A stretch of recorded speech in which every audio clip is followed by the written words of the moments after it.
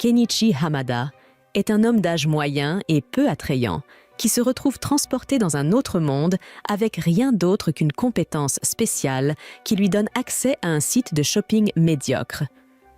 Tout commence lorsque Kenichi navigue sur le site de shopping Shangri-La sur sa tablette. Soudainement, il est tiré dans une forêt inconnue et la tablette disparaît de ses mains. Perplexe, Kenichi inspecte ses environs et réalise lentement qu'il a été transporté dans un autre monde. Pour confirmer ses soupçons, il ouvre le menu de statut, s'attendant à voir les options habituelles dans un monde de type jeu. Cependant, il ne trouve que 3 choix: Shangri-La, son site de shopping familier, une boîte d'objets et une poubelle. Curieux, il clique sur le bouton Shangri-La. Une autre interface apparaît, lui montrant le site de shopping en ligne qu'il utilise toujours. Sans se poser de questions sur la raison pour laquelle il a cette capacité ou son objectif, Kenichi passe à l'étape suivante et clique sur la boîte d'objets. La boîte lui indique de placer un objet à l'intérieur, alors il prend un brin d'herbe et le jette dedans. À sa grande surprise, la boîte d'objets non seulement stocke des objets, mais sépare également les matériaux à l'intérieur. Par exemple, elle sépare les mottes de terre de l'herbe. Kenichi récupère les mottes de terre et les place dans la poubelle. Se sentant affamé, il parcourt le site de shopping pour acheter du pain et du lait, mais il constate qu'il n'a pas assez de fonds pour effectuer l'achat. Cependant, il dispose d'une autre méthode spéciale. Il peut échanger des objets de son inventaire contre de l'argent. Par chance, un squelette entièrement équipé se trouve à proximité. Kenichi échange l'épée transperçant le squelette et une pierre précieuse qu'il trouve dans le butin contre environ $600, suffisamment pour acheter une miche de pain et 3 bouteilles de lait. Après avoir rempli son estomac, Kenichi enterre le soldat décédé par respect pour lui avoir sauvé la vie et prie pour la paix de son âme dans l'au-delà. Il dépense ensuite $100 pour acheter un VTT et prend la route, espérant trouver son chemin hors de la forêt avant la tombée de la nuit. Ne trouvant aucun signe de vie, Kenichi suppose qu'il a dû apparaître profondément dans la forêt et décide de monter un camp. Il achète un réchaud portable et d'autres essentiels de cuisine pour le dîner sur le site de shopping. Malheureusement pour cet homme d'âge moyen, l'odeur délicieuse du curry attire des monstres à proximité, qui commencent à s'approcher lentement de lui avec un regard de pure soif de sang.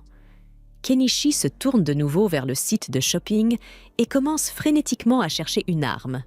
Il trouve un arc, mais n'en ayant jamais utilisé, il passe son chemin et se résout à utiliser des feux d'artifice à la place. Il lance les feux d'artifice sur les monstres, s'attendant à ceux qu'ils aient peur et s'enfuit. Cependant, ces monstres ne sont pas des chiens errants. Ils sont plus intéressés par leur nouvelle proie naïve. Le temps pressant, Kenichi achète une fronde et à sa grande surprise, les comètes qu'il tire sont suffisamment puissantes pour infliger des dégâts sérieux aux monstres, les éliminant efficacement un par un.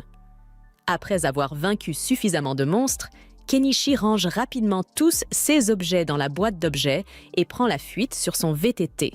Le matin suivant, Kenichi se réveille pour se retrouver allongé au milieu de nulle part et réalise qu'il a dû être épuisé à un moment donné et s'est endormi sans le vouloir.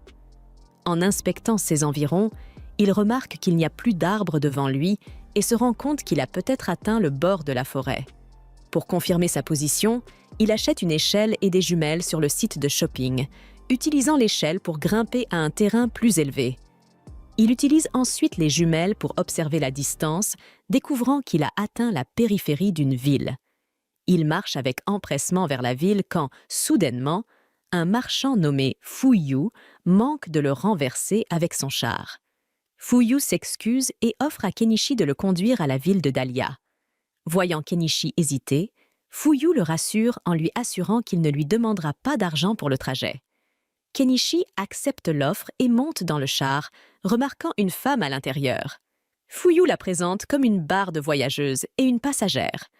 En voyant la tenue peu conventionnelle de Kenichi, Fuyu suppose qu'il n'est pas d'ici et lui demande pourquoi il se dirige vers Dahlia.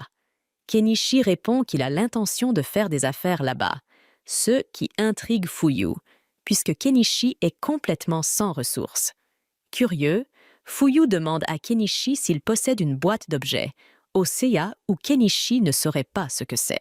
La femme fait la démonstration en faisant apparaître magiquement une guitare de nulle part, révélant qu'il s'agit d'une boîte d'objets.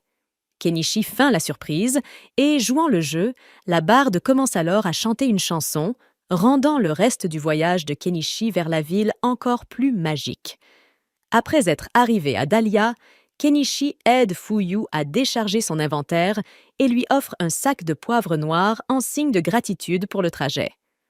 En apprenant que Kenichi a l'intention de faire des affaires dans la ville, Fuyu devient préoccupé et lui chuchote un avertissement. Vendre du poivre est dangereux, car un syndicat puissant contrôle le commerce des épices, malgré tout. Fuyu accepte le cadeau, mais insiste pour donner à Kenichi des pièces d'argent et de cuivre en échange, ne voulant pas l'accepter gratuitement. Après que Fuyu soit parti, Kenichi fait ses calculs et réalise que le poivre noir qu'il a acheté pour $6 sur le site de shopping était évalué à $600 ici. Cette révélation l'excite, car il reconnaît le potentiel de devenir extrêmement riche avec un minimum d'efforts en échangeant des biens entre les deux mondes. Kenichi se dirige vers une auberge locale pour trouver un endroit où séjourner et rencontre l'aubergiste, Azalea. Lors de la réservation d'une chambre, il apprend d'elle que s'il veut faire des affaires à Dahlia, il doit s'enregistrer comme marchand à la guilde des marchands, étant donné qu'il ne connaît pas la langue du pays. Il demande à Azalea de l'aider à écrire son nom, lui offrant en retour une boîte de bonbons étrangers. Elle accepte volontiers les bonbons et, en une seule nuit, lui enseigne les bases de la langue qu'il apprend rapidement car elle ressemble au japonais. En guise de remerciement, Kenichi dessine un portrait d'Azalea, ce qui l'impressionne. Flattée et bouleversée, Azalea décide de faire de cet homme au grand cœur son mari. Et cette nuit-là, elle prend les choses en main, exprimant ses sentiments physiquement, ne voulant pas attendre qu'il soit officiellement marié. Après avoir rencontré Azalea, Kenichi s'installe à l'auberge. Cette fille stupide a décidé de donner ses melons gratuitement. « Si tu regardes ça, je sais que tu en veux. » Le lendemain matin, Kenichi va s'inscrire à la guilde. On lui donne une feuille de papier à remplir à la réception. Une fois le formulaire rempli, il doit payer un jeton pour son inscription pendant que la réceptionniste scanne le document. Kenichi, quant à lui, est un pauvre type qui n'a pas les moyens de payer la somme nécessaire à son inscription. Il supplie donc la réceptionniste de le laisser payer en plusieurs fois. Sans trop de stress, la réceptionniste accepte la demande de Kenichi de payer en plusieurs fois et lui demande de patienter quelques secondes. Elle revient avec son identifiant de guilde, qui l'aide à s'identifier comme membre de la guilde et à l'afficher lors des transactions commerciales. Avec l'identifiant en main, Kenichi sort de la guilde et se dirige vers l'auberge. Sur le chemin du retour, il se promène dans le marché et achète un panier de fruits. Aelia est très excitée de le voir avec les fruits, en prenant un et exprimant à quel point elle les aime et combien ils sont délicieux. Elle le remercie de lui avoir apporté des fruits, puis lui demande s'il a pu s'inscrire à la guilde. Kenichi hoche la tête en signe d'affirmation et descend dans la partie intérieure de l'auberge. Aelia, quant à elle, part s'occuper d'autre chose lorsque son patron l'appelle. Kenichi examine son identifiant de guilde et finit par se coucher pour la nuit. Le matin suivant, il se réveille plus tôt qu'Aelia, qui le trouve en train de travailler le bois et les clous.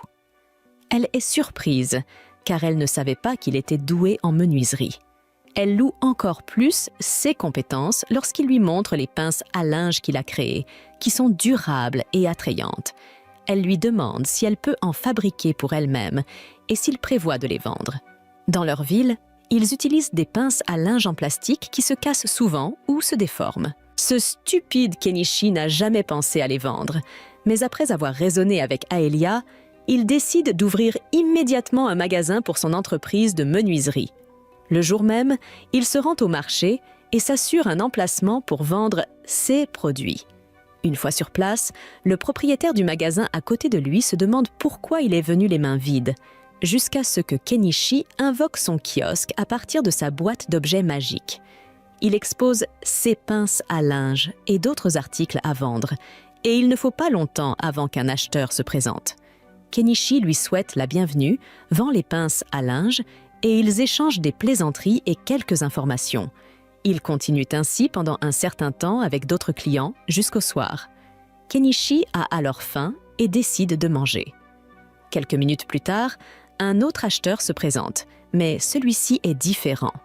Il a un sabre à son côté et est habillé de façon très responsable, dégageant une aura de grande classe. Kenichi pense que cet homme pourrait avoir beaucoup à offrir. Le jeune homme prend un couteau qu'il trouve séduisant et en demande le prix. Il perd presque la tête lorsque Kenichi lui dit qu'il coûte 2 silvers. Cependant, après avoir réfléchi un moment, l'homme trouve que le prix est justifié. Il change alors d'avis et décide d'opter pour un couteau long.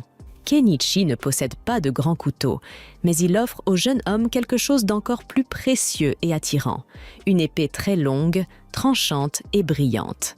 Les yeux du jeune homme s'illuminent d'excitation, mais sa joie disparaît rapidement lorsqu'il entend le prix. Il pousse un cri de terreur lorsque Kenichi lui annonce que l'épée vaut un or. Bien que l'épée semble très bonne et durable, le jeune homme a du mal à refuser. Alors qu'il réfléchit sérieusement à ce qu'il doit faire, ils sont interrompus à la boutique. Avant qu'il n'ait le temps de continuer la négociation, une belle jeune femme, qui vient d'une lignée de monstres de la ville, fait son apparition. Elle est à peine à 1 pouce du propriétaire de la boutique et on dirait qu'elle veut l'embrasser. On pourrait penser qu'elle veut échanger ses lèvres contre ses biens après avoir joué un petit numéro de théâtre. Pendant ce temps, les serviteurs, dont l'apparence ressemble à de véritables monstres, aperçoivent un des tapis que Kenichi a utilisé pour construire son kiosque. Initialement, il pense à le récupérer, mais il réfléchit à le vendre et à en construire un autre pour lui-même. Il accepte de le vendre, mais les monstres maladroits ont du mal à en calculer la valeur, leurs esprits lents rendant la tâche difficile. Les autres propriétaires de magasins calculent le montant total, paient Kenichi, et lui disent au revoir. Le jeune homme, qui avait observé les monstres, décide d'acheter l'épée longue pour un or. Il voit la sincérité et le professionnalisme dans les affaires et les produits de Kenichi. Ce soir-là, Kenichi retourne à l'auberge après avoir réalisé un bénéfice important, ayant réalisé de grosses ventes pour la journée. Il paie les journées qu'il a passées à l'auberge et met de l'argent de côté pour le paiement échelonné de son inscription.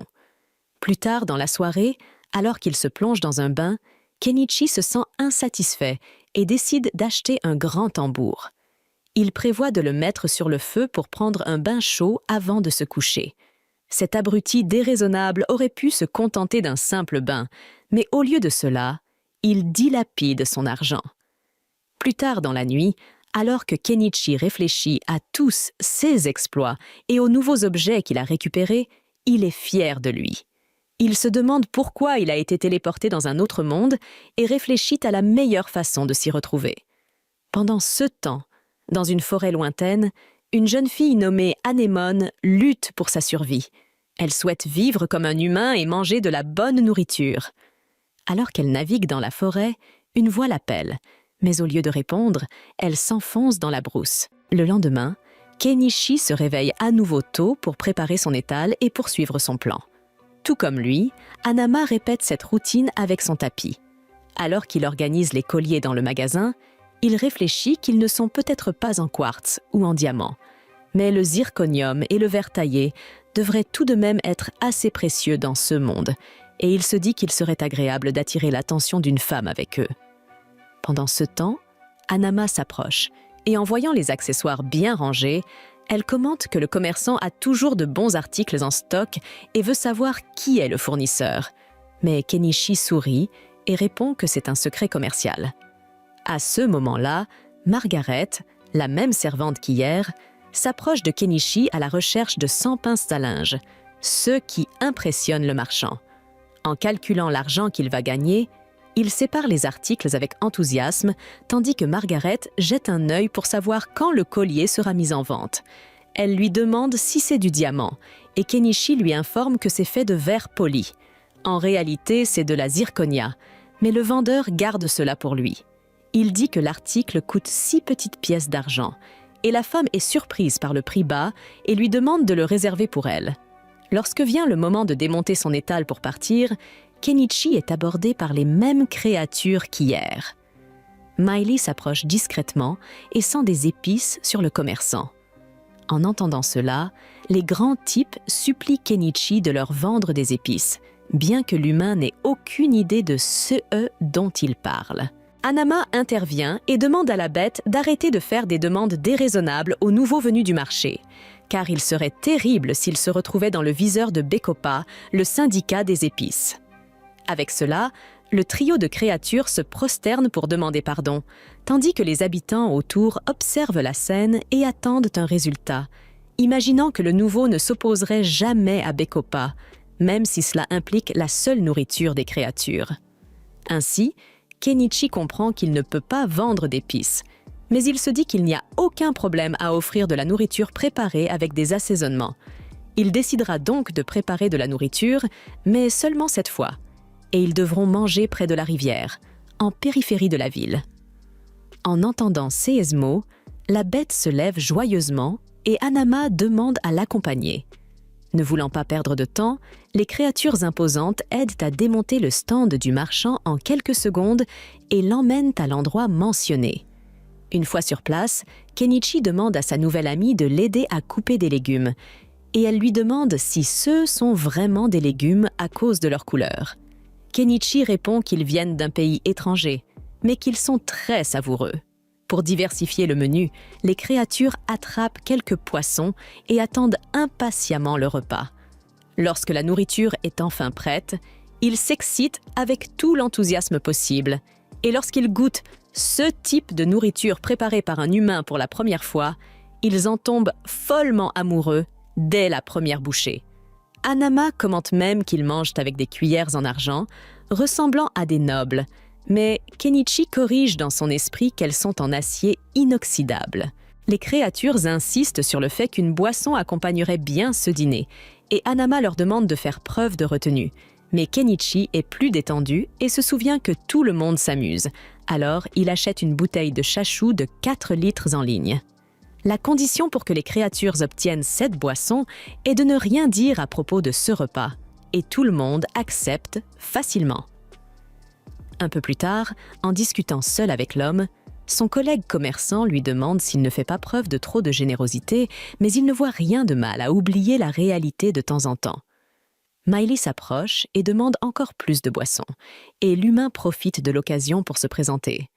De même, de droite à gauche, les créatures se présentent sous les noms de Miyakaro, Naimelo et Nyanji. Après cela, le quatuor de créatures se jette dans l'eau pour digérer avec maîtrise, et Kenichi leur lance une barre de savon pour qu'ils prennent un bain convenable.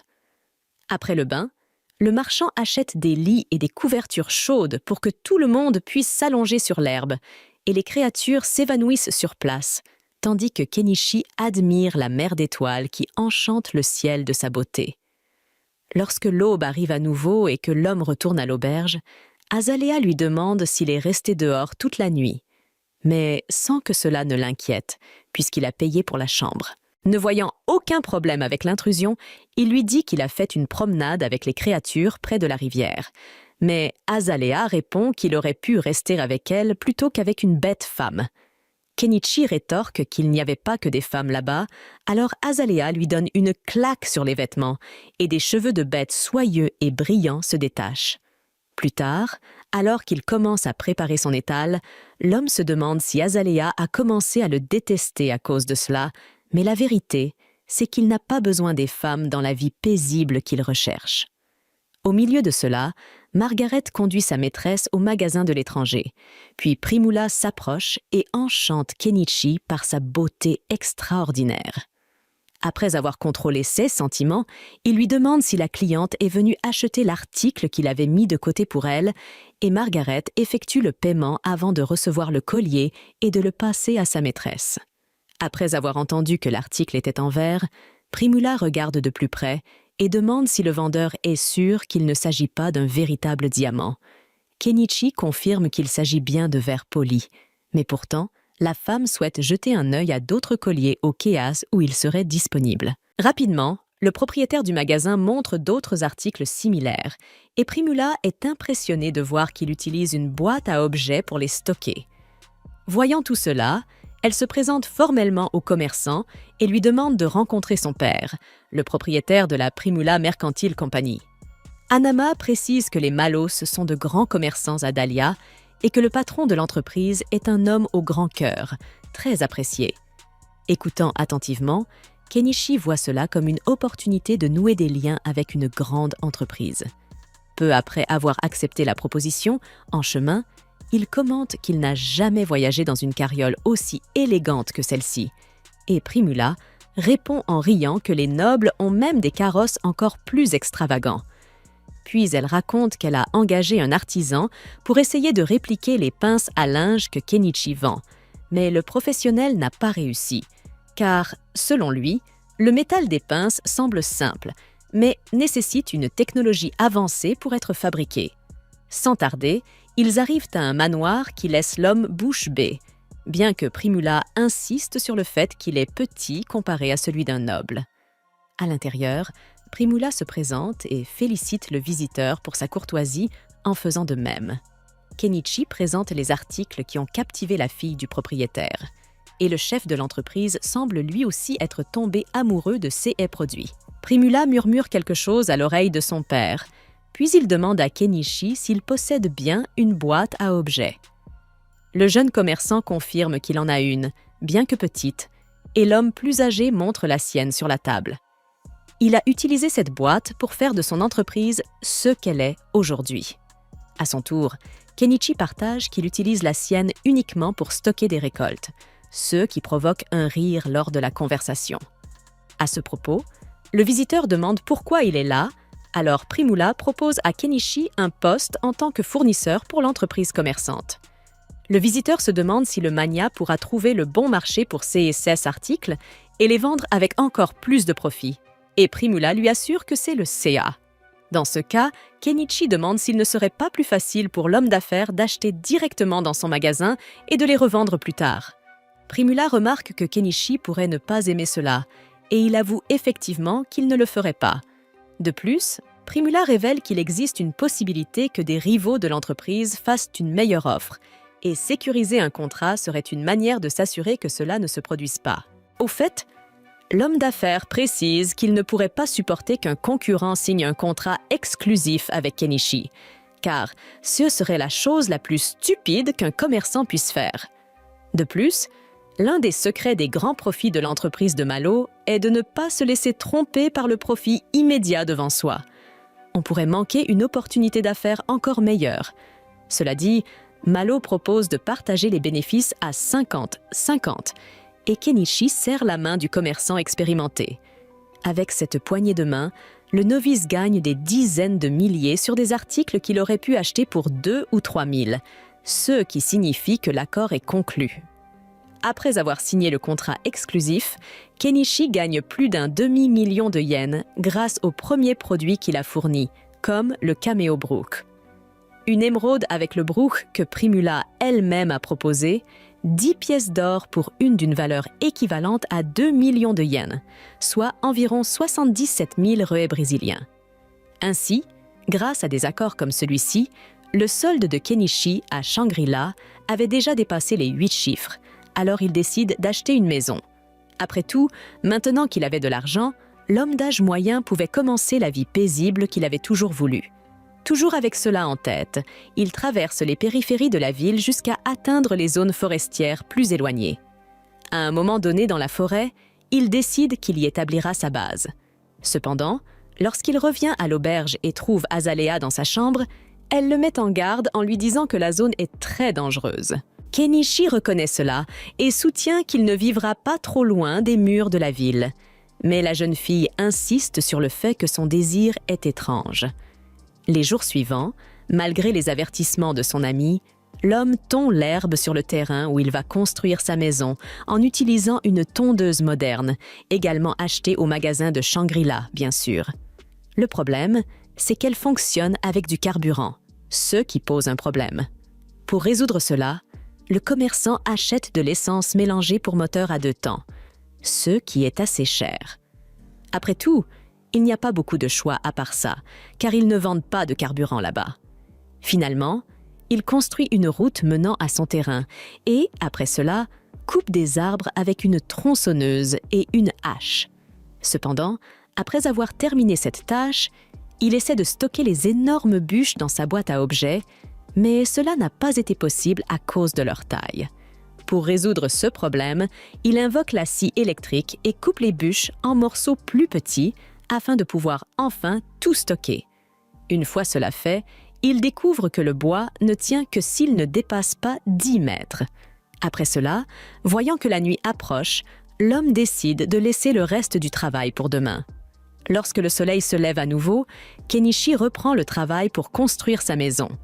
Seul avec une pelle, il creuse autour de la grande racine d'un arbre pour l'enlever du terrain où la maison serait construite. Cependant, en considérant qu'il lui reste encore beaucoup d'autres racines à déterrer et qu'il est déjà épuisé par la première, il jette l'éponge et achète une pelle mécanique.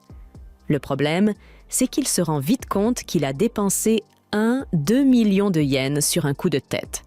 Pour aggraver les choses, ce véhicule fonctionne au diesel, ce qui n'est pas vendu dans ce monde ni même à Shangri-La. Pour ne pas gâcher son investissement, l'homme achète du kérosène destiné au matériel de camping, mais avant de se débarrasser de l'excavatrice sur un coup de tête, il décide de la tester sur un générateur diesel pour éviter d'endommager le véhicule. Finalement, après tous ces tracas, il parvient à démarrer le générateur et célèbre son succès. Lorsque la nuit tombe, Kenichi prend un bain dans la rivière voisine, bien qu'il sache qu'il doit faire quelque chose contre les insectes avant qu'ils ne l'atteignent. À ce moment-là, l'homme se souvient qu'Azalea lui a recommandé une pierre répulsive contre les insectes vendus au magasin d'outils près du marché. Lorsque le matin arrive, Kenichi se rend là-bas et est accueilli par un vieil homme qui, selon le commerçant lui-même, ressemble beaucoup à un magicien. Alors que le vendeur commente qu'il n'a jamais vu Kenichi dans C&S Contrées auparavant, il lui explique qu'il vient de l'extérieur. Et le vieil homme montre un intérêt pour l'achat de produits intéressants en provenance de terres étrangères. Kenichi demande si le magasin possède des pierres anti-insectes. Le vendeur lui tend la main et l'informe qu'elle coûte 3 pièces d'argent, un prix que l'acheteur trouve trop élevé. Pour négocier, il offre 2 oranges, et le vendeur réduit le prix à 2 pièces d'argent en incluant les fruits dans le marché. Après avoir acheté la pierre, Kenichi installe sa tente et apprend de Manama que le vieil homme est une encyclopédie vivante sur Dahlia. Cela dit, l'homme remarque un avis de recherche sur le mur. Le criminel représenté est Chaga, le chef des bandits de la région. Pendant ce temps, au fin fond de la forêt, un homme vend la petite fille aux cheveux bleus qui est placée dans un carrosse rempli de filles. Cependant, le carrosse est attaqué par la bande de Chaga en cours de route. Pour en revenir au protagoniste, il s'amuse avec son nouveau jouet à moteur diesel, arrachant toutes les racines au milieu de son intrigue. Malgré l'effort, tout cela n'est que le fruit de son rêve d'une vie paisible dans ce monde, bien que son bilan après l'achat de l'excavatrice soit plutôt triste.